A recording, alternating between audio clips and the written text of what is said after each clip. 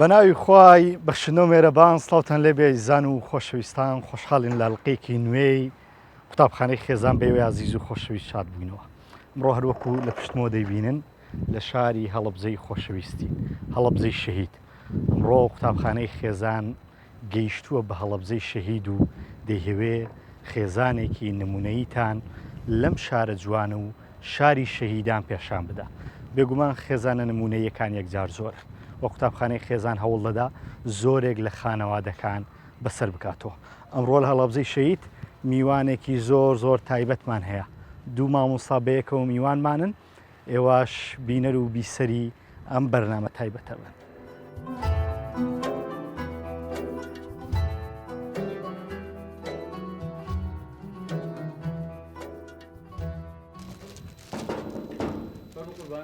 السلام عليكم. زناي ما وصلت شلون احوال باشا سلامتك احوالتان ممنون سلامت دياري ما وصلت زوز سباس ممنون سلامت خوشويستي يا الله سلامت ما وصلت زوز سباس ممنون سلامت يا رب خالي الرازي يا رب سلامت يا رب سلامت فرم بشكل بخير بن سر چاوم سپاس بۆی ئەمەتان لەسەر کردەوە بەخێر بن بۆ ماڵەکەم بەخێر بن سەر هەردوو چاوم ڕەمەزان لە هەموو لایەک پیرۆزەکەم لە ئێوەی بەڕێز و لە مسلمانان سەرجەم من ناوم کەوسەر ئەحمەدە دانیشتووی شاری هەڵەبجەم پیشەکەم مامۆستا لە قوتابخانەی سالمی بنەڕەتی لێرە ماوەیەکی زۆرە وانە ئەڵێمەوە تقریبان 23 ساڵە خزمەتم هەیە بەخێر بن سەر چاوم سەرەتا بەناوی خوا من ناوم ئەحمەد عوسمانە تەمەنم 13 ساڵە لە پۆلی حەوتم لە قوتابخانەی کانیاشخانی کوڕان مامۆستا زۆر سپاس بۆ قبولکردنی میوانداریەکەتان خۆشحاڵم لە خزمەتی ئێوەداین. پێم بڵێن لەگەڵ مانگی ڕەمەزانە چۆنن مامۆستا بەرنامە و شتەکانت چۆن گۆڕیەوە بۆ مانگەیە؟ بەناوی خوای بەخشندە و میهرەبان سەرەتا زۆر سوپاس بۆ جەنابتان سوپاسی بەرنامە جوانەکەی قوتابخانەی خێزان لە کەناڵی ناوازەکەی کەناڵی ئاسمانی پەیامەکەین خێر بەسەر چاومان. الحەمدوللا ئێمە ڕەمەزانان بە ڕۆژەبین پیرۆزبای ڕەمەزان لە خۆمان و لە جەنابتان و لە هەموو مسڵمانانەکەین. سوپاس بەخوای گەورە ڕەمەزانی ئەمساڵ کەوتۆتە مانگێکەوە کە زۆر خۆشە نە زۆر گەرمە نە زۆر ساردە و کاتێکی شەموو مسڵمان بانەگیرێ و ئێمە بەرنامەی خۆمانمان هەیە الحەمدوللا لە پابەندمان بە نوێژە جەماعەتەکەمانەوە بە سونەتەکان و بە قورئان خوێندنمانەوە ڕۆژانە بەلایانی کەمەوە جوزئێک خوێنین و سونەتەکان جێبەجێەکەین و الحەمدوللا بەرنامەش ذیکرەکانمان هەیە بەرنامەی خوێندنەوەمان هەیە دوای ئەوەش دەوامان هەیە لە دەرەوە الحەمدوللا. مامۆستا تۆ چۆنی لەگەڵ مانگی ڕەمەزانە و لەگەڵ ئەو ڕۆڵە بچووکەی لە دەستە ئێمە چەند مانگانە مامۆستا؟ سەرەتا بەخێر بن سەر چاوم لە بەرنامەی قوتابخانەی خێزانە بەخێراتتانەکەم سپاس بۆ ئێوەتان لەسەر کردەوە پیرۆزبای مانگی ڕەمەزانی پیرۆز لە هەموو مسلمانان لە ئێوەی بەڕێزیش بەخێر بن سەر چاوم وەڵای ئەم مناڵەمان تقریبان مانگ و نیوەکە تۆزێ ڕەمەزانی ئەم ساڵی قورس کردەوە بەڵام ئینشاءالله هەر خێرە بێ بۆمان ئینشاءالله. ناویتان چی لێناوە مامۆستا؟ ناوی سینایە. سینا یاخواتە من درێژ بێ کوڕەکەوە بەڵێ خواتە من درێژکە ئینشاءالله. تۆ لەگەڵ مانگی ڕەمەزانە چۆنی مامۆستا؟ الحەمدوللا مانگێکی زۆر پیرۆز و مبارەکە زۆر بەبەرەکەتە سپاس بۆ خوای گەورە بە ئاسانی گیراوە بۆمان تا ئێستا ئینشاءالله هەر بەردەوامی شەوی ئینشاءالله. لەگەڵ نێوان ئەرکی قوتابخانە و بەخێوکردنی ئەم منداڵە بچووکە و مانگی ڕەمەزان و خواردن ئامادەکردن و هاوکات عیبادەتەکانی تایبەت مانگی ڕەمەزانە توانیوێت تاوسنگی ڕاگری؟ الحەمدوللا زۆر باشم جووک و ساڵانی ڕابردوونیم تۆزێ ئەم مناڵە کاتم لێ ئەگرێ بەڵام باشین الحەمدوللا تا ڕادی بەرنامەکان جێبەجێەکەین هەر قورئان خوێندنای تەخوانی بڕێ نوێژە جەماعەتەکانە لە تەراویحەکەین لە مزگەوتی خۆمان الحەمدوللا ختمەمان هەیە بەیانیان سەعات 11 و ئیتر لەگەڵیشیا دەوام جارجار هەر ئەچم ئینشاءالله خوای گەورە یارمەتیمان بە ئینشاءالله هەر بەردەوامە بین. مامۆستا سپاس بۆم دەرفەتە حەزەکەم هەر لەوە دەست پێ بکەم بزانم خۆت لە تەمەنی چەند و ساڵی چەندەوە دەستە بە خوێندنی علومە شەرعیەکان کردووە و سەرەتای خوێندنی قورئانت لای کێ بوو؟ بەناوی خوای بەخشندە و میهرەبان ئێمە وەکوتمە ئێمە لە هەر سەرەتا و لە دایک و باوکێکی مسلمان لە دایک بووین و لە عایلێکی ئیسلامی بووین هەر بە منداڵی دایک و باوکمان خستینانە بەر خوێندنی حوجرە و مزگەوت. یەکەم مامۆستامان کە دەرسی پێوتین لە سیروان لە شارۆکەی سیروان مامۆستا عەلی بوو دواتر لەگەڵ کۆمەڵێ مناڵمانە هاوڕێمان گەورە بووین دوای ئەوە بوو کارەساتی کیمەبارانی هەڵەبجە ها بەسەرا و ڕۆشتینە هەڵەبجەی تازە و نەسر لەوێ دواتر تا کاتی ڕاپەڕینەکە ئێمە دەرفەتی دەرسودۆڕمان بۆ شوێنە بوو دواتر لەگەڵ مامۆستا ناسیح بە ڕەحمەت بێ لەگەڵ مامۆستای حیوانات هەندێک مامۆستا دەرسیان پێوتین ئێمە کۆمەڵی قوتابی بین. الحەمدولله. مامۆستا دوایەوەی کە خۆت فێری قورئان و علومە شەرعیەکانت خوێند چیت کردەوە تا چەند خەڵک و دەوروبەرەکەی خۆت فێر کرد؟ لەسەر ئەو فرموودەی پێغەمبەری خۆشەویستمان صلی الله عليه وسلم کە فەرمێ خەیرکم من تعلم القرآن وعلمه یان بەلیغوا عنی ولو ئایە ئێمە ئەوەی کە فێر بووبین هەوڵمانەدا بیگەین بە هاوڕێکانمان بە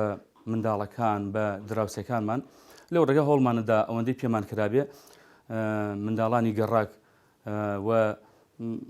هاوڕێکانمان بانگمانەکردن دەرسمان پێوتن. دەرسەکانت چۆن بوو مامۆستا؟ دەرسەکانمان ئێمە زەتە دەرسی قورئان و تەجوید بوو. لە ماڵەوە بوو سەرەتاکان؟ لە ماڵەوە بوو سەرەتا بەڵێ لە ماڵەوە بوو دواتر ئێمە لە مزگەوتەکانە لە بنکەکانە دەرسمان ئەخوێند و دەرسمان بە قوتابیان. الحەمدولله. مامۆستا چ بابەتێک بەڕای تۆ پێویستە منداڵ لە سەرەتاوە فێر بکرێ یان چ شتێک هەیە کە پێویستە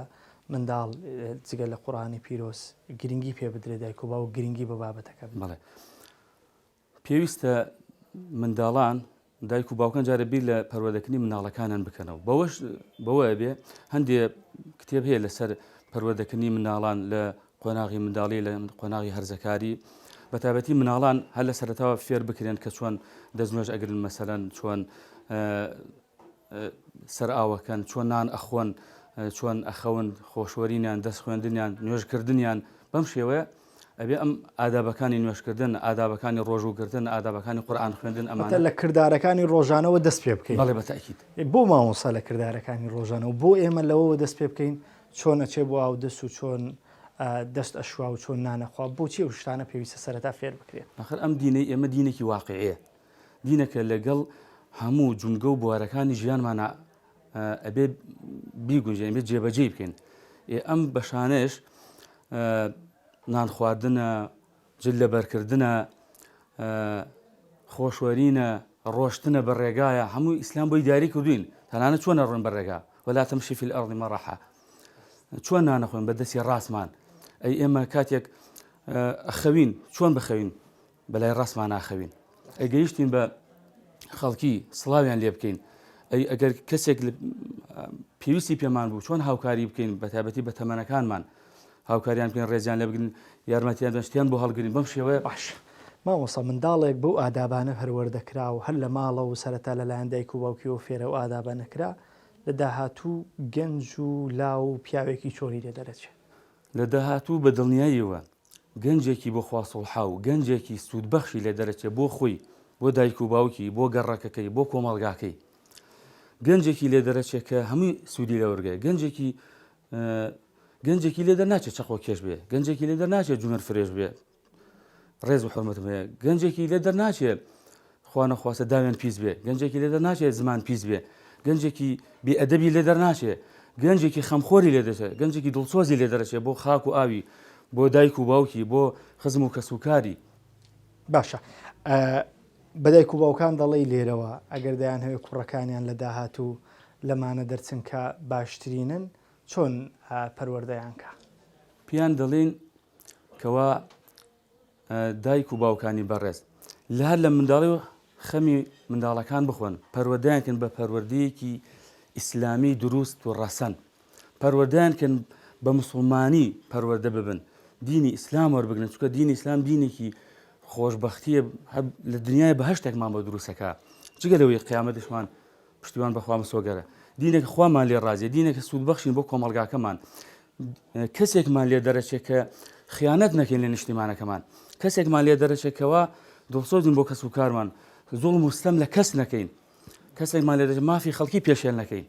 مامۆستا ڕۆ بووینە ئەزیەت بۆیەوە داوای لێبوردنمان هەیە حەزەکەمە لەوە دەست پێ بکەم بزانم چۆن توانیوتە بڵانز ڕانگری لە نێوان ماڵەوە و هاوکات قوتابخانە و دەوامی قوتابخانە و وکات ئێستا کە مانگی ڕەمەزانیشە. بەخێر بێنێ خوا سەرچاوم عەزت نییە بەعکسە لە خزمەتانە وەڵای من بە حکمی ئەوەی بڵێن لە تقریبا 23 ساڵە دەوام هەیە مامۆستان لە دەرەومیشی دەرەوەکەم و لەگەڵیشا مناڵ و ماڵ و ئەوانەی تر هەوڵمەوە کاتەکانم ڕێکخەم ڕێکخستنەکە چۆنە بڵێن 3 ڕۆژ من بەیانیانم 3 ڕۆژی ئێوارانم ئەو ڕۆژانی کە بەیانیانم عادەتەنەوەی ترە بێ پارچەوە نەخەومەوە لە ڕەمەزانە بە تایبەت کاتی بێجگە ڕەمەزانیش کاتەکانی کە ئیتر هەر بڵێن نوێژی بەیانیمان کرد عادەتەن ناخەوینەوە چکە مناڵی باخچەمان هەیە خوانی بڕێ مناڵی وردمان هەیە شیرە خۆرە ئیتر لەگەڵەشە خۆم دەوام هەیە هاوسەرم هەر دەوامی هەیە مناڵەکان گەورەکانیش خوانی بڕێ گەورەکەمان لە زانکۆی ئەمی کەشمان پۆلی 12 هاتنتر خەبەریانەکەمەوە نانیان ئێمێ و ینی دوای نوێژی بەیانی بەعام ناخەوێت بەعام زۆر جار ناخەوەنە وەڵامە گەر زۆر دەگمن نەخۆشم خوان خوازێ هاوینان ئیشم نەبێ بەستر عادەتەن لە کاتی دەوامە هەر ناخەوم باشە لە مانگی ڕەمەزانە لە ساعت چەندەوە دەیت ئێرە و ئیتر لە ڕەمەزانش ئەو ڕۆژانەی کە بڵین بەیانیان بین تا ئێستا بەبوونی ئەو مناڵە بچکۆمان هەر ئیجازە بووم بەڵامی تر عادەتەن هەر خەونیەوە ئەتیادی مناڵ هەبێ خوانی بڕێ تۆزێ کێشە بۆ دروستەکە خەوشتینێ بەستر دەوام ناکەم ئینشەڵا لەم ڕۆژانە بەنیازم لە دەی مانگەوە عادەتتر ئیجازەکەم تەواوە بێ ئەڕۆم ئەگەر بەیانیان بم ئەتیادیەوەی تر سعاتێ دو ساعت لە دەوامم ئەچم بۆ دەوام تاقی ئێوارەکەی تر لە دوای نیوەڕۆ عادەتەن دەسەکەی بە سوپ و شیرینی و خواردنی بەربانگ ئامادەکردن مناڵەکانیش خواڵ ناگری هەر یارمەتیمەیان زۆر جار کوڕەکان کچەکە لێرە نییە وڵا لە سلێمانیای تر کوڕەکان ئەو جێگان بۆ پڕکردومە لە شان ساڵێ ڕام هێناون هە بە مناڵی تر یارمەتیمەیان خوانەی بڕێ باشن ساڵحنە الحەمدولله باش ینی کوڕەکانی یارمەتی دەدەم بوو کاری ماڵەوە ئیتر وردەشتم لەگەڵا ئەکەن ناتوان چێشتەکە بەستر وردە ئیشەکانم لەگەڵ ڕێکە خەن و هاوکاریمەکەن و سفرەکەم لەگەڵ ئارازێنەوە و ئیشەکەن خوان باشە هەستێکی چۆنت هەیە لە مانگی ڕەمەزانە لە کاتی بەربانگە ئەڵەن دایک هەستێکی تایبەتیە لەم بەڵێ وەڵا هەستێکی زۆر خۆشمان هەیە الحەمدولله مانگێکی زۆر پڕبەرەکەتە زۆر خۆشە کۆبوونەوەی خێزانتیایە ئامادەین هەمومان مناڵەکان بەس ئەو کچەمان نەبێت کە ئاڵێم لە زانکۆیە ئیتر ئەوانی کە شکر بۆ خوالێرە نوێمەش هەستێکی خۆشمان هەیە هەست بۆکەین کە خی گەوری شەڵام هەمووی ئەممانە بوونی هەر لە نیوەڕۆ خەریکین لە مەطبەخە خی گەورە بە ئەرج و پاداش بۆمان ئەنووسی ئینشاءالله وەکو پێغمبەر صلی الله علیه و سلم فەرمێ دوو خۆشی هەیە بۆ ئیمانداری ڕۆژەوان یەکێک لە خۆشیەکان لە کاتی بەربانگایە کە ئیفتار ئەکەن ئەندامانی خێزانەکەی هەستەکە ئەم مانوێتیکی لەو چێشتونانە هەیە کە دروستی کردووە لە نیوەڕۆ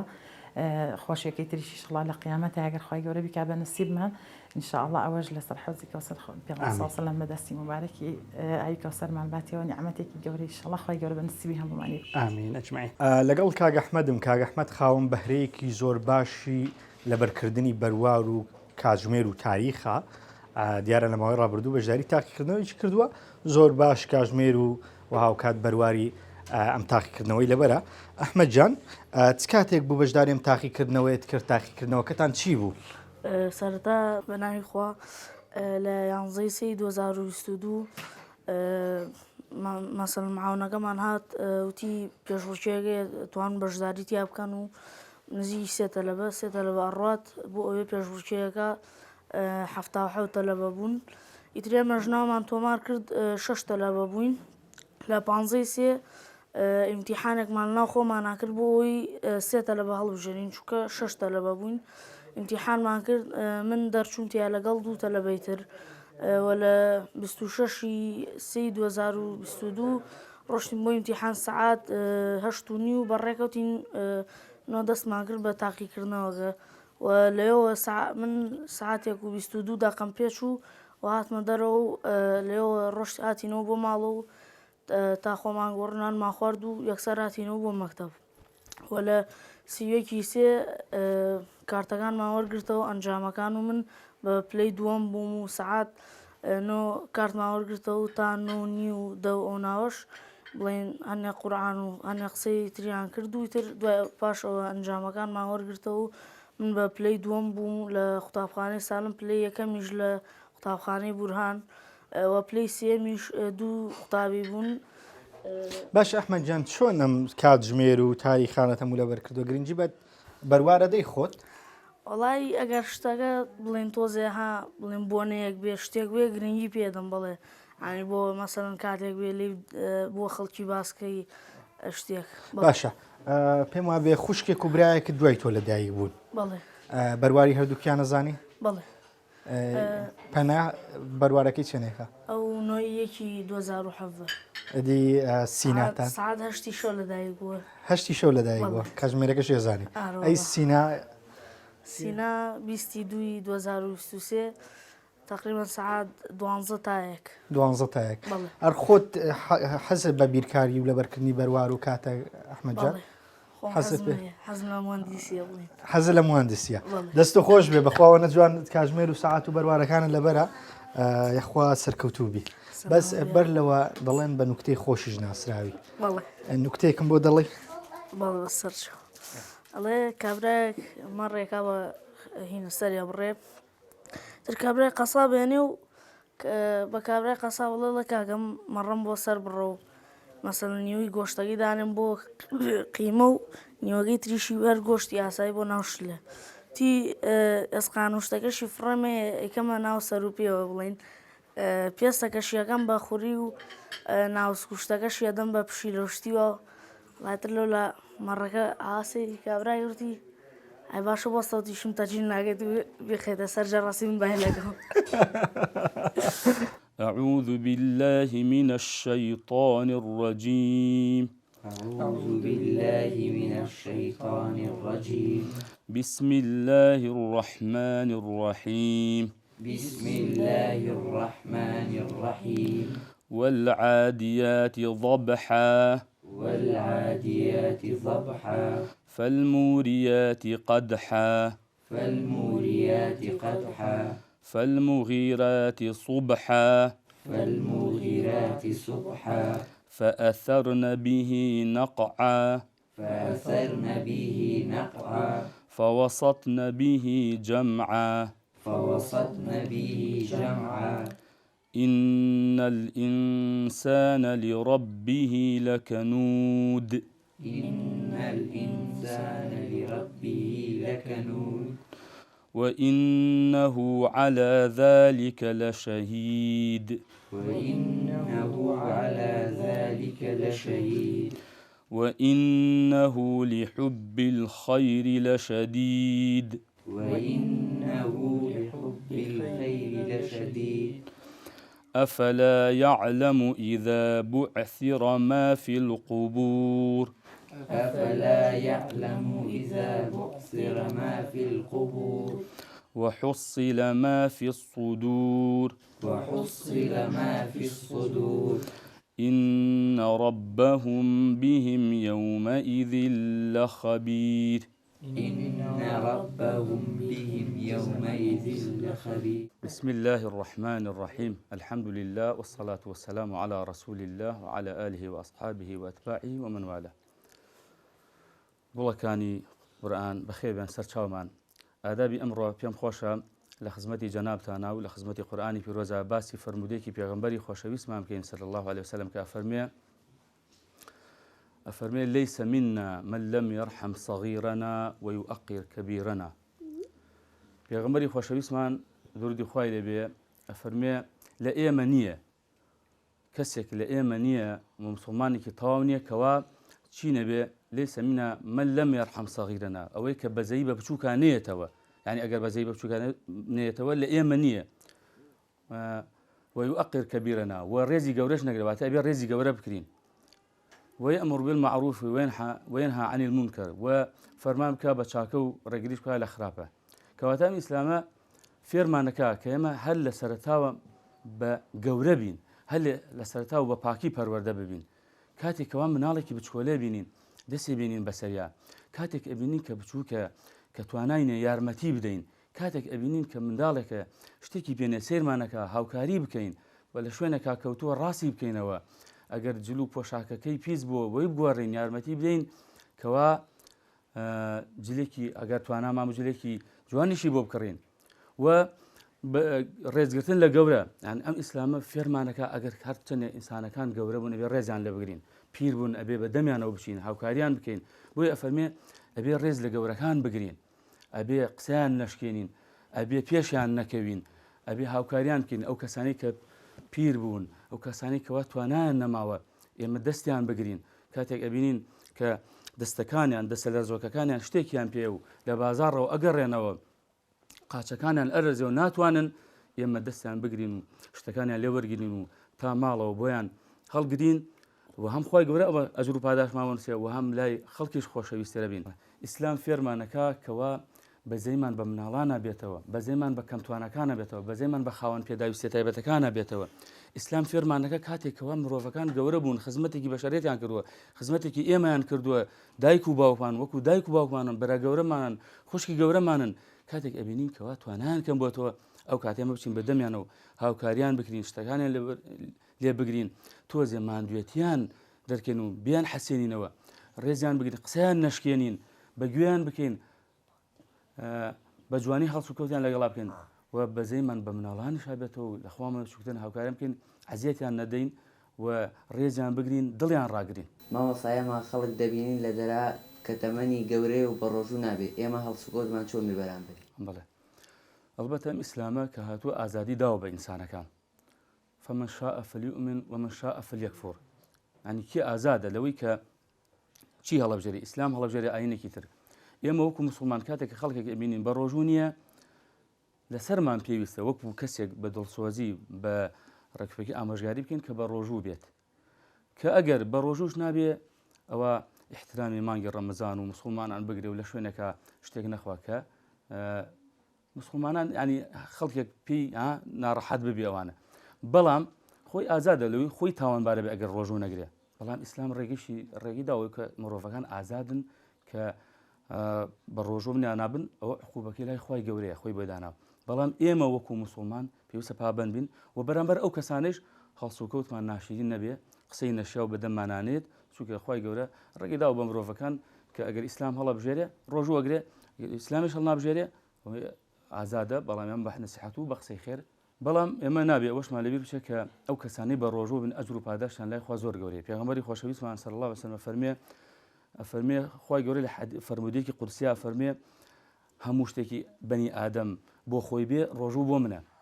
ئەسۆم لی و ئەنە ئەجزی بی ڕۆژوو بۆ منە و من خۆشم ئەزانم چۆن پاداشتە بم بۆیە ئەو کەسانی کە بە ڕۆژ من شتێکی زۆر خۆشە کە پاداشتەکان لای خۆی گەورەی پاداشتەکان بەسونورە پێم بڵێ لەگەڵ ئیشوکاری ماڵ و ئەمانەوە لەگەڵ پەروەردەکردنی منداڵەکانە چۆن کاتت داناوە بۆ بابەتی پەروەردەکردنیە بەڵێ وەڵی پەروەردە خۆی تر ئەو پرۆسەیەکی بەردەوامە هەر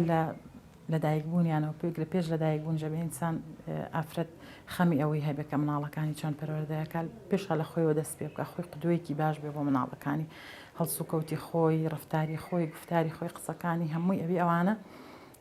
ئاگای لێ بێ خۆی چۆنە مناڵەکانیشی لە دوایە چاولێکەری خۆی ئەکەن یعنی خۆی قدوەیەکە بۆ مناڵەکانی مامۆستایەکە لە ماڵەوە هەر خۆی هەر شتێک بکە عادەتەن کردار زۆر ئەساسە بۆ مناڵ پێش ئەوەی کە گفتار ببینێ کردارەکانی دایک و باوکی بینێت بە تایبەتی کچ بۆ دایک زۆر ئەساسە بەر لە وتەکردن و قسەکردن و باسکردنی ئادابەکان بەڕای تۆ کردارەکانە بێت پەروەردەیکە بەڵێ مناڵ دائیمەن کردار زۆرتر ئەبینێت تا گفتار قەینا قسەکردنیش لەگەڵ یا بەردەوام ئامۆژگاریکردنی شەردەوری هەیە بەڵام کردارەکە زۆر ڕاستەوخۆ کە بە چاو ئەیبینێ لێت وەرئەگرێ خوان خوازەگەر هاڵەیەک لە دایک و باوکە بێ مناڵێک سەر دووبارەیە کاتەوە هاکو پێشینان ئەڵێن گەورە ئاوەڕژێ بچووک پێیتی ئەکا دائیمەن ئەوە هەیە لە مناڵە هەر شتێکی کرد هەر قسەیەک کرد هەر شتێک کردارێکی ڕۆژانی خۆ مناڵ بینی ڕاستەخۆ بەدواتە ئەگەر لە ئێساشانە بێت لە داهاتوە هەر دووبارەیە باشبێ ئاکام مامۆستا جگە لە پەروەردەکردنی منداڵەکان و خوێندنی قوتابخانەت و ئەرکی ماڵەوە پێم وابێ تەڵەبەی شەرعیشت هەیە وانەی شەرعیشت گوتوەتەوە لە مزگەوتەکان ئەمە چۆنەوە چۆن خەریکی گوتنەوەی وانەی شەرعی بەڵێ الحەمدوللا وەڵا ئێمە ماوەیەک بڵێن پێشەوەی کە بینە ئێرە 2012 ماڵمان هاتوتە ئێرە لە سیروان بووین لەوێش لە مزگەوتی ئێوە دەرسی مناڵانمان هەر هەبووە ئیتر لەوێ ماوەیەک بڵێن وەکو مامۆستا دەورم بینیوە تقریبان 2 ساڵێکیشیان وەکو مدیری مزگەوتەکە هەر لەوێ بووین چەند جا هەر دەریشیانە کردین لە مزگەوت و هاتن ئاسایش ئەوانە گوێمان لێ نەبوو تر لەو ماوەیە کە شڕی جند و ئیسلامی و حەریکێتی ئەوانە لێرەوە بوو دەرسەکانی ئوسرەکانی مناڵانمان بردە ماڵەکانی خۆمان لەوێ ئیترەوە بوو لە 2012 هاتینە ئێرە ئەم مزگەوتی تەنیشتی خۆمان مزگەوتی گوڵانە نزیکە هاتینە ئێرەیەک سەر پەیوەندیم کرد بە خوشکانی ئێوەوە ئەوانیش تقریبا نزیکەی 11 مامۆستان لەوێ 11 پۆلیجیا دەرسمان هەبوو وەکو مامۆستا بیدایەت دەرسمەوتەوە لەوێ چەند ساڵێک ئیتر دوایی وەکو معاون مدیرێک تقریبا 2-3 ساڵێک شەرک و معاون مدیر لەوێ بووم خزمەتم کردوی شەڵاگەر خی گەورە لێمان وەرگێت تقریبا لە پێراریشەوە ماوەی 2 ساڵە وەکو مدیر لەم ناوچەیە خوشکان چۆن بەشداری بابەت شەرعیەکانەکە وڵا الحەمدوللا زۆر باشە جمعان ماشەڵڵا مناڵ تقریبا 7 بۆ 8 قوتابیمان هەیە لە مزگەوتی ئێرەیتر زۆربەی مزگەوتەکانی ئەم شارە دەرسی مناڵانی تایە بەعام ئیتر مزگەوتی وا هەیە 8 زیاتر مزگەوتی وایە 8 کەمتر تەلەبەی مناڵمان هەیە کچان ڕۆژانی سێشەممەش لە هاوینە بۆیان زیادەکەن یعنی بێتە هەفتەی 2 ڕۆژ ڕۆژانی جمعە و ڕۆژانی سێشەممە دەرسمان هەیە تا 11 تقریبا لە 11ەوەی تر باش مامۆستا حەزەکەم بزانم چیت هەیە بۆ دایک و باوکان و چ پەیامێکت هەیە و دەتەوێت چیان پێ بڵێ بەوانەی کە منداڵیان هەیە و تا ئێستا منداڵەکانیان نەناردووە بۆ مەدرسە قورئانیەکان و لە ماڵەوەش خۆیان کاتیان نەبوو بیان ئەو عیلمیان نەبوو بێ منداڵەکانیان لەسەر پەروەردەیەکی ئیسلامی پەروەردە بکەن. بەڵێ وەڵای من ئەڵێم بە هەموو دایکێک بە تایبەتی نەک باوک کەمتر بڵێن هاڵێن باوک بای دەرە ئیشی دەرەوە هەیە زیاتر بەڵام دایکان هەوڵ بدەن یعنی هەر چۆنێکیان کرد بێت هەر چۆنێک لە خۆیان بڕابن مناڵەکانیان لە تەمەنێکی مناڵیەوە بنێرنە مزگەوتەکانەوە چکە بەڕاستی لەوێ پەروەردەیەکی باشی ئیمانی ئەوەی کە خۆت بتەوێت زیاتر لەو تموحی خۆش بۆ پەروەردەکەن بە جوانی یعنی بڕوا بکە من مناڵەکانی خۆم حەزەکەم پێش ئەوەی بچنە باخچەش لە تەمەنی باخچەوە 5 ساڵی و بچنە مزگەوتەکان زۆر ئیسفادەی هەیە زۆر یعنی دەوری هەیە دایکەکە کەمتر مانەوە بێ پەروەردەوە ئەوانەی کە لەگەڵ یا ئەلێ دوو ئەوە مامۆستاکەی لێ ئاگای لێت و خەمی ئەخوات و پەروەردەی فێرەکە لە کۆتاییەکەش کێ سوود لەم پەروەردەیە بینی هەر دایک و باوکەی بەڵێوە تا حەدیث پێغەمبەر صلی الله علیه و سلم فەرمێ دایک و باوکانەوەی کە مناڵیان قورئان خوێنە و پەروەردەی قورئانین تاجی زێڕین ئەکرێتە سەریان ئینشاءالله لە ڕۆژی قیامەتە لەبەرەوە هەر لە دنیاشە پەروەردەیەکی جوانە مناڵێکی ساڵح دەرەچێ مناڵێکە بێ یعنی سوودێک و قازانجێکی زۆری بۆ کۆمەڵگا هەم بۆ دایک و باوکە هەم بۆ خێزانەکە خۆ دەوروبەرەکەشی هەبێ ئینشاءالله ئیتر لەبەر ئەوە هەوڵ بدەن دایک هەیە زۆر جارێمە لە کۆبوونەوەی دایکانی شەباسیەکەین ئەڵێ مەشغوڵم و یا مەجالم نییە هەر جمعانمان هەیە ئەچینە دەرەوە بۆ سەفرە ئەوانە ئەڵێ من هەر چۆنێکتان کردبێ ئەو ڕۆژانی جمعە ئەو 2 سەعاتە مناڵەکەت بنێرە باباجەکەی نەی لە کۆتای بڕوا بکە هەر مناڵێک دەرسی مزگەوتی نەبێ خواپەناباک دەگمەن باش دەرئەچێت یعنی هەر ئەوەیە زیانی هەیە بۆ داهاتی بەڵام ئەگەر بە مناڵی فێری قورئان خوێندن پەروەردەیەکی ئیسلامی ڕاستەنی جوانی بکرێت ئەو مناڵە ئیسفادەیەکی زۆری لێ ئەکرێ بێ بە نورێک بۆ چواردەورەکەی بۆ خێزانەکەی بۆ دایک و باوکەی بە تایبەتی ئیسفادەیشی لێ ئەکەن زۆر یعنی تاقی کراوە تێمە دە تجربەی خۆمان بینی ومانە ساڵانی پێشوو ڕەفیقمان هەبوو برادەرمان هەبووە هەرچەند پەروەردە لە ماڵەوە زۆر باش بۆ زۆر خەریک بوون لەگەڵیا بەڵام وەکو ئەو مناڵە دەرنەچۆکەیەتە مزگەوت و دەرسەکانی ئەخوێنێ بە جوانی و هەفتانە وەکو بڵێ داتا ئەکرێت ئەو مناڵە بە پەروەردەیەکی ڕەسەنی ئیسلامی کۆمەلگای مەشەڵڵا مسلمانە هەمووی داوام لە هەموو دایکێک هەیە ئەو تەسحیە بەخۆی بار ئەو لە بڕانەی هەبێت مناڵەکانی بنێرێ ئەو 2 سەعاتە هەرچەند ئیشەها کە زۆر جار دەستی دایکەگرێ ئیشی هەیە لە ماڵەوە ئیش پێ هەیە واز لێ بێنێت چۆن بۆ مەکتەبەکە لێبڕاوە و ئەینێرێت و مەجبورێتەوە هەم بە ئەرکێکی خۆی ئەزانێ ئەمەش ئەرکێکە لەو زەڕۆشتر بەڵێ دەست و خۆش بێ جا ئەزیزان لێرە مزگەوتەکان کراوەتەوە لە منتیقی هەولێر مزگەوتەکان داخراوە بەڵام پێما بێت لە زۆربەی شارەکان سنتەری یان دەستگای نووری حیکمە بوونی هەیە و سنتەرە قورئانیەکان بەگشتی بوونیان هەیە مەرز نییە ڕێکخراوەکان مەرز نییە لە هەموو شوێنەکان مزگەوت ئەو ئیزنەی پێدرابێ بەڵام گرینگە تۆ بینێرێتە شوێنەیە کە پەروەردەیەکی قورئانی بکرێت بەڵێ بەتەئکید ئەگەر دایک و باوک مەخسەیان بێشتەکە هەم مەخسەیەکیان هەبێ لە دڵیانە نیەتێکیان هەبێ هەر شوێن زۆر یعنی لە هەموو شارێکە ئەو هەلە ڕەخساوە بە دایک و باوک بە تایبەتی هاوینان ئەها مناڵکە بێ ئیشە و لە ماڵەوە لەوانەیە ئەو دایکە هەر ئیزعاجیش بکا کوڕ بێ کچ بێ ئینسان بینێرێتە دەرەوە زۆر باشە بینێرێت بە ئەو شوێنانە بە ئەو بنکانە ئەو ڕێکخراوە ئیسلامیانە مناڵەکەی بە جوانترین شێوە لە قاڵبێکی ئیسلامیا بۆ پەروەردەکەن کە نمونەیی دەرەچێ ئیسفادەی لێەکەن فەرموون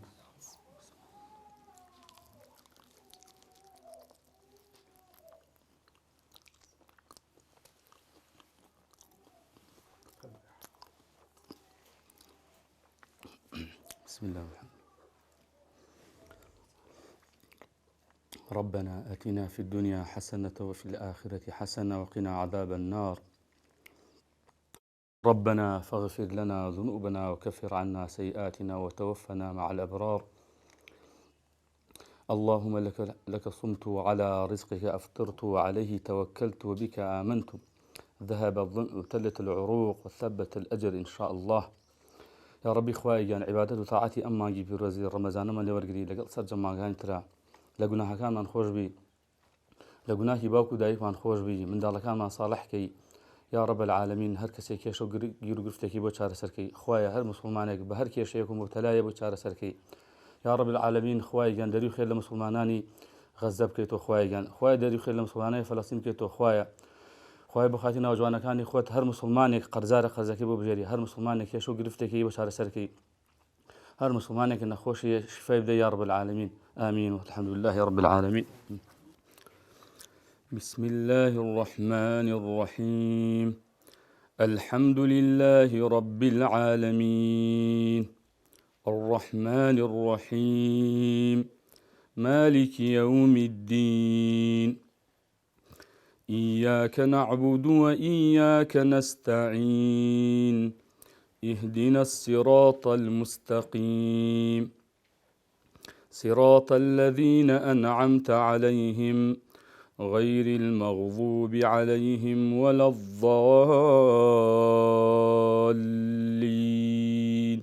آمين. بسم الله الرحمن الرحيم إنا أنزلناه في ليلة القدر وما أدراك ما ليلة القدر ليلة القدر خير من 1000 شهر تنزل الملائكة والروح فيها بإذن ربهم من كل أمر سلام هي حتى مطلع الفجر. بەڵێ زان و خۆشەویستان ئێستا لە بڕگە خۆشەکەی بەرنامەی قوتابخانەی خێزانین کە ڕوبەڕووکردنەوەی هەردوو سەرپەرشتیاری ئەم خێزانەیە هەم دایک و هەم باوک بەڵام ئەمان جگە لەوەی کە دایک و باوکی ئەم خانەوادەیەن هاوکات هەردووکیان دوو مامۆستان بۆ ئەمڕۆ دوو مامۆستا ڕوبەڕووی یەکتر دەکەینەوە بزانین هەردووکیان ئەگەرچی لە تەمەنەوە لێک نزیکن و هاوکات لە ئیش و پیشەشان لێک نزیکن و تەنانەت لە یەک قوتابخانەش مامۆستان بزانین تا چەند ئاگاداری تایبەتمەندیەکان یەکترن و گرنگیان بە تایبەتمەندەکان یەکتردایە. وەکو هەمیشە سەرەتا پرسیارەکانمان لە مامۆسا کەوسەر دەکەین تایبەت بە مامۆسا عوسمان. مامۆسا جەوێکی خۆشمان هەیە حەزەکەین تۆ بچیتە ئەم جەوەوە لێرەوە هەم قورئان بخوێنیتەوە هەم گوێ لە قورئان بگری تا کۆمەڵێک پرسیاری تایبەت بە تۆ لە مامۆساکەین. بیکەرە گوێەکە.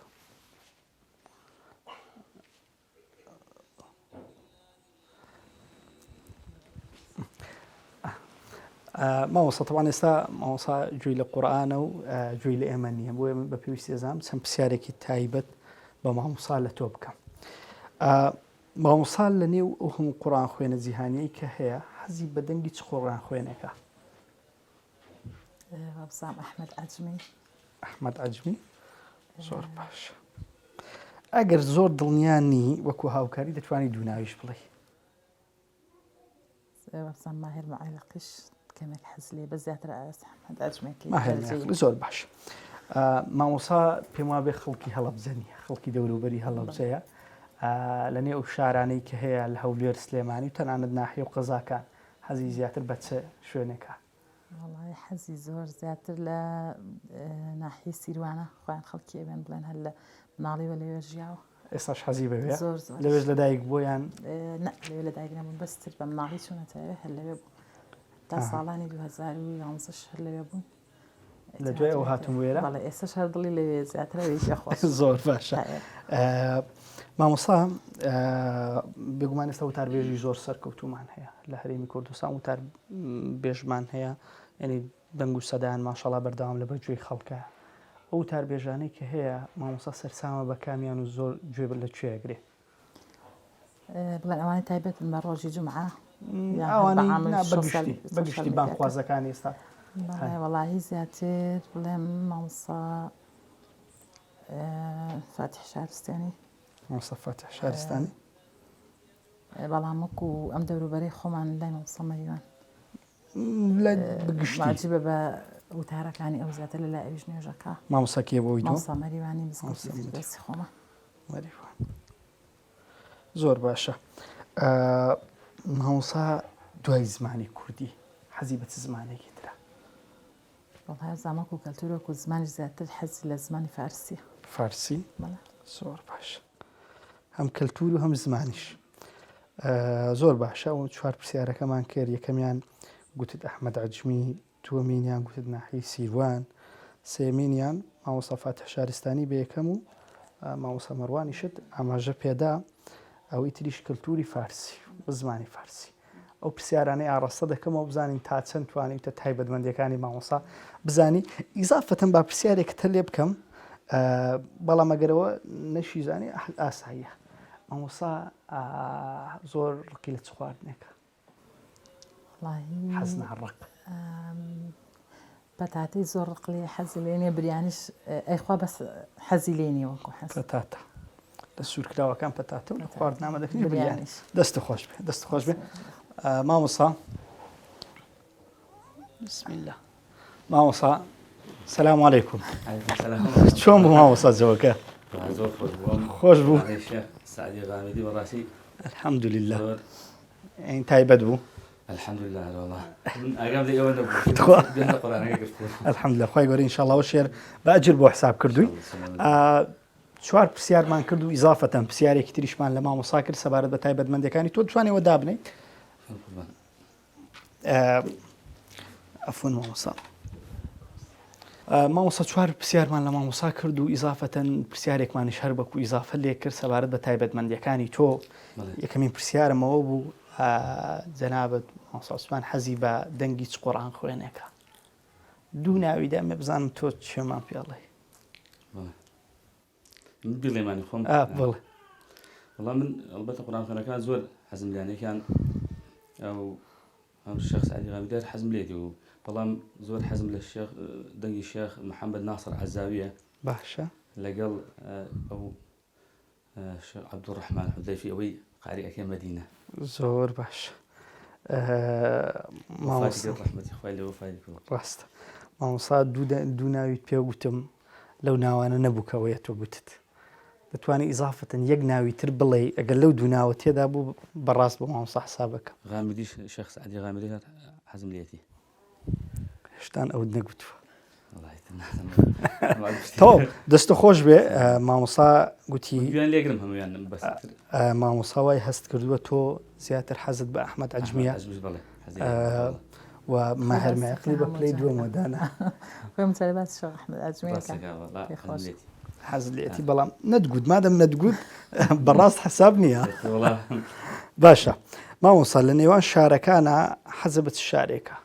دانیشتوی هەڵەبجەیت و مامۆسای لە هەڵەبجەیت و لە هەڵەبجە و بەڵام حەزە بە چ شارێک خۆش هەڵەبجە خۆشە بەڵام بەس زیاتر لەبەر ئێمە لە شارۆچکەی سیروان گەورە بووین وەکو حەز و ئارەزوو زیاتر حەزم لێوێ بوو بەڵام ئێستا بوون بە هەڵەبجەی زۆر باشە تەواو مامۆسا فعلەن حەزی بە سیروانە ناحوی سیروانەوە ئەگەر پرسیار لێ بکەن ئەڵێن خەڵکی فێڵ هێشتا ژنم نێناوە لە هەڵەبجەیەوە خێزان هەڵەبجەیە مامۆسا تۆ هەڵەبجەی زۆر باشیانی تۆ بوویتێتە هەڵەبجەی پیرۆزە مامۆسا سەرسامی چ وتاربێژێکی ئەو وتاربێژانەی کە هەن لە هەرێمی کوردستان کە وتارەکانیان بەربڵاوە دەتوانی وتاربێژی خۆمانەی ئێرەش بڵێ ینی وای دکتۆر وەکو هەر وتار ئەڵێ یا وتار بانخوازیش بێکرێ بەڵام وتاربێژەکان عوسمان هەڵەبجەیە من حەزم لە وتارەکانی هەیەەوە مامۆسا بەلا تایر بامۆکی حەزی لێکم و ئەنی وتارەکانی خۆشە بەلامە باش سەکێت بۆ بنووسم مامۆسا تایر هەڵەبجەی نازانم حەزی لێکم ئەو لەم دەوروبەرێنەی خۆتان هیچ مامۆستایەکەی حەز بە دەنگیکەی بە وتارەکەی وتارەکەی مامۆسا مەلا تایر حەزی لێکم تر نازانم خود بەلای کێیەکەی زیاتر مامۆسا لێرەش مزگەوتی فێردەوسێتە بەلای مامۆسا سەیمەریوانەچین وتارەکانی بەڕاستی خۆشەویش یعنی وەکو گەنجێکە و بەڵام وتارەکانی هیچ جار لای مامۆسا باسی کردووە کە وتارەکانی مامۆسا مەڕوان زۆر خۆشە ئەو وا هەستی کردو تۆ زۆر مۆجیبی بە مامۆسا مەڕوانەوە لەبەرەوەی زۆر بێکات لای ئەو هەر باسی مامۆسا مەڕوانت کردووە مەریوان تاوە دەست خۆش لێویش مامۆسا مەریوانی دانابوو بەڵام مەلایەکی تریشی خەردانا و مامۆسایەکی مامۆسا فاتح شارستانیشی دانابوو ڕاستەکەی جاران زۆر بیم لێکرد بەس ئێستا زۆر بێ لە ناگرم ڕاستە مامۆسا دوای زمانی کوردی و کللتوری خۆمان حەز بە کللتور و زمانی چ وڵاتێکی ترەکەی من کللتوری فارسی ینی کاریگەریە بڵێن ینی معجبم بە هەندێ ڕفتار و هەڵس و کەوت و ئەی زمانەکەی وڵات زمانی فارسیش خراپ نییە بەلام و حەزی لێکە من باش دەست خۆش بێ فعلەن زمانی فارسی مامۆسا ئاماژە پێدا وتی حەزی پێێتی مامۆسا ڕقت لە چ خواردنێکە خواردن ئەو پرسیارە ئیزافەیە ئەگەر مامۆستاژن عاجز نەبێ نازانم تاری ئەو هونەکانی خواردنەکانی بەڕاستی وەڵێ شێفێکی سەرکەوتووە من باش. هەموو جارێک بەس من حەزم لە هەموو خواردنەکانە بەس وەکو ئەوەی کە زۆر لە سوورکراوەکان بێ لە خواردنەکە هیچ شتی سوورەوەکرا بۆ من باش نییە بریانی زۆر حەزی لێ ناکەم لێ ئەمە زۆر حەزی لەکەن باشە من زانیوە پیا و حەزی لە بریانی و ڕقی لە دۆڵمەیە لە یاپراغە وەڵام من بە پێچەوانەوە بە پێچەوانەوە تۆ وەڵا. فعلەن بریانی گوت لە سوورکراوەکانە حەزت بەچی نییە ئەوانی کە سوور دەکرێتەوە بڵێن وەکو مریشی سوورەوەکرا نا مری شگنا بۆ نمونە وی لە ڕوونا سوورەکرێتەوە باینجانە و پەتاتێ و نام کۆمەڵێک شتە وەکو هنا چی پێڵێن تەپسیە چییە ئەم زەبەویش نییە تاوا بریانەکە دروستە دەست خۆش بێ مامۆسا تقریبان زۆربەی پرسیارەکانە ڕاست بوو مامۆسا دەست خۆش بێت تەنها ئەوەی قورآن خوێنەکە لەبەروی پێدەچێت بە منەوعاد مامۆسا گوێ لە قورآن بگریت تەنها گوێ لێک قارێ نەگریتەوە تەوا مامۆسا پێشەوە پێشی گوتم دیارە قوتابی قیراءەیە کە هیوای سەرکەوتنی بۆ خوازین ئەمانش تۆزێک تەرکیستان ئێوە لەسەر جوان خوێندنەوەی نەک زیاتر دەنگ خۆشی پێم وابێ ئەوە شەر گرینگە ینی تەجوید بۆیەوە زۆر زۆر گرینگە زۆر زۆر گرنگە چکە ئێمە مامۆستاین ینی قوتابیان گوێمان لێگرن مەسەلەن لە نوێژەکانە لە وتارەکانە ئەلبەتە ینی هەتا تەرکیز خوێنە سەر جوان خوێندنەوەی قورئان مەدەکان مەسەلەن حرفەکان مەخرەجی بیتەکان ینی زۆر زەرورە باش دەست خۆش بێ زۆر سپاس بۆ مامۆستا کەوسەر تایبەتمەندیەکانی پێوتم مامۆستا کەوسەر ئەمجارە تۆ بڕۆرە جەوە قورئانی خۆشەکە و پرسیاری تایبەتمەند لە تۆکەین مامۆستاوی لە کوێکە بۆ شێوازە لە کوێکە سەوتی با بەرز بێ مامۆستا ئەم دوو دەقە بەرگە بگرە دوای ڕادەیت چەند پرسیارێکی تایبەتمەندی مامۆستا کەوسەر لە مامۆستا عوسمان دەکەم کە هاوسەریەتی بزانم تا چەند ئاگادار و گرنگی بە تایبەتمەندیەکانی داوە مامۆستا با لەوە دەست پێ بکەم پێچەوانەی تۆ مامۆستا زۆر حەزی بەچ خواردنێکە وەکەوەی کە من وتم ینی بزەبەت ئەوان زۆر حەزی لە بڵێن بریانیە بریانی زۆر حەزی لەکە باشە ئەو بریانیت بۆ نووسم خێزان لە نێوان سرود بێژە جیهانیەکان حەزی بە چ دەنگی سرود بێژێکە والله حەزی بەدەنگی سامی یوسفەیە سامی یوسف باش مامۆستا توانین دوو دانەش بنی بڵێ وەکو جیهانیەکان سامی یوسف حەزی لێتی باش بۆ ئەزانم ماهرزین دەبێ حەزی لێ نەبێ مازیلیش حەزی لێتی بەس بە سامی یوسفت بۆ نووسم چکە من وتم ماهرزین بێت چە مایرزینێکی تر هەبوو باش خێزانت معجیبیان سەرچاوان بچە ڕەنگێک یان دڵی خۆش دەبێت بچە ڕەنگێک ئەوەندەی من ئەنی سەرنجم دابێت بە ڕەنگی ماڕۆنی تەوان زیزانەوە دووەمین میوانمە باسی ڕەنگی ماڕۆنی بکەن لە لای من ڕەنگێکی نوێیە بەڵامەوە دووەمین میوانەوە دیارە هاوسەرەکانی معجیبی ئەم ڕەنگەن باشە خێزانت زیاتر حەزی بە ئامادەکردنی شیرینیە یان خواردن ئامادەکردن کامیان زیاتر ینی هەستەکەی ئەو چێژی لێ بینێ وڵای لە هەردووکیا سەرکەوتووە خۆش بێ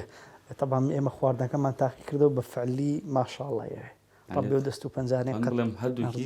زۆر سەرکەوتووە بەڵام حەزی بە کامیانە ئەو خۆی وڵای شیرینی نازانم هەرچیەک ئەکا مەسەن شیرینیەکە زۆر بەڕاستی باشە حەزی بە شیرینیان ئامادەکردنی خواردن حەزی بە کامیانە ئەهم تەبعی ژن وایە بە شتێک ینی خۆی دڵی پێخۆشە بێ بە ئامادەکردنی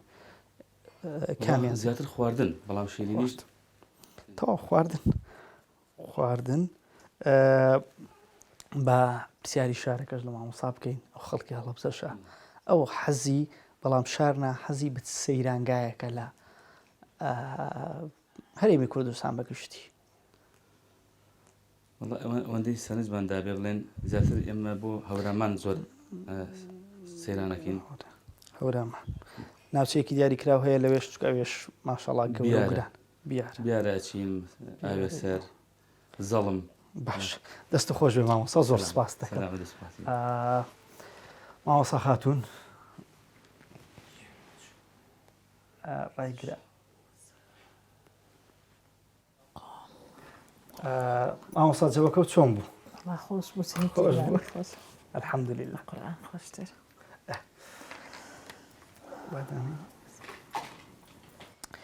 مامۆستا پرسیاری کۆمەڵێک تایبەتمەندی تۆ چوار پرسیار و پرسیارێکمان بە ئیزافە کردووە تایبەتمەندیەکانی تۆ لە مامۆستا هەر لەوە پێچەوانەی و دەستمان پێکرد تۆ حەزی بە چ خواردنێکە مامۆستا زۆر حەزی بە چ خواردنێکە چ خواردنێک لای تۆ تایبەتە بریانیم زۆر حەز لێ لەگەڵ شفتە بریانی یا فراخیش زۆر سبحان الله مامۆستا میوانەکانم حەزیان لێک نزیکە شفتەمانەوێ ڕۆژێک شەبوو هاوسەرەکەی زۆر حەزی بە شفتە بوو مامۆستا ئاماژەی بە بریانیدا یەکەم خاڵی تۆ دەست خۆش بێ وتم خێزانت حەزی بە سرود بێژێکی جیهانیە یان سەرسامی سرود بێژێکی جیهانیە ناوێکی گوت ناوەکەی تریشی بەبیر نەهاتەوە سرودی ئیسلامی جیهانی سرود بێژە جیهانیەکان زیاتر وڵای گوێ لە کوردەکانی خۆمان ئەگرم من جیهانی سامی یوسف تۆزە پێم باشە باش دەستی خۆش بێویش سامی یوسفی گوت وتی لەوەی لە جیهانەکانە حەزی بە سامی یوسف بێ مامۆستا سەرسامی بچ ڕەنگێک ماشاءله بزەبە دەست خۆش بێ هەر ماڕۆنی ئاماژە پێدا پرسیارە قورسەکەمان ئەوە بوو ئێستا کە چوارەم پرسیار بوو مامۆستا لی ڕاوەستا و ئاخیری شەوە بە گومانەوە گوتی وتم مامۆسای خێزانت لە نێوان خواردن ئامادەکردن و شیرینیە زیاتر حەزی بە کامیانیان چێژ لە ئامادەکردنی کامیان زیاتر وەرەگرێ وڵی لە چێشتەکە زیاتر خۆم بەسەرکەوت و ئەزانم تا شیرینە کە شیرینیش دروست ئەەکەم بەڵام زیاتر بۆ چێشتەکە باشتر بەڕای خۆ مامۆستا 100% تایبەتمەندیەکانی تۆ ئەزانێ ئەزانی تۆ من کەمتر باشە با من پرسیارە ئیزافیەکەش بکەین بەڵکو لەوەیە نەپێکین مامۆستا لە سەیرانگاکانە مامۆستا حەزت بە چ سەیرانگایەکە یان چ مەنتیقەیەکە سەیرانگا زیاتر بۆ هەورامان ئەچین وڵا ئێمە باش لە هەورامان چ ناوچێک زیاتر بۆ بیارە بیارە ماشاءله ماشاءله وڵام مامۆستا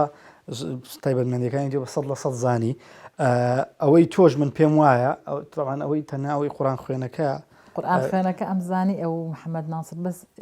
ناوەکەی ئەزاوی لە ئەزاوەکە تۆزێک گومانم هەبوو کە لێم تێکچە لەگەڵەوانی کە هەگینا ئەمزانی زیاتر ئەویش پێخۆش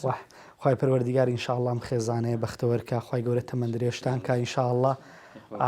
خی گەورە ماڵتان لێتێنێنێت و ماڵتان پڕبارەکە دوکە ئینشاءالله زۆر خۆشحاڵ زۆر خۆشحاڵ گەورەتان کردین بە خێر بە سەر چاو زۆر سپاس سپاسان دەکەین مامۆسای باس بوون بەڕاستی لەو ڕێگە دوورەوە زەحمەتتان زۆر سپاسان دەستان خۆش بێ بەڵێ زان و خۆشەویستان ئەوەی بینیتان ئەڵقەیەم جارەی قوتابخانەی خێزان بوو لە شاری هەڵەبجە تا ئەڵقەیەکی تر و بەرنمەیەکی تر و شارێکی تر و نمونەی خێزانێکی تر بێوەی عەزیز و خۆشەویست شاد دەبمەوە بەخوای گەورەتان دەسپێرین سپاردەی خوا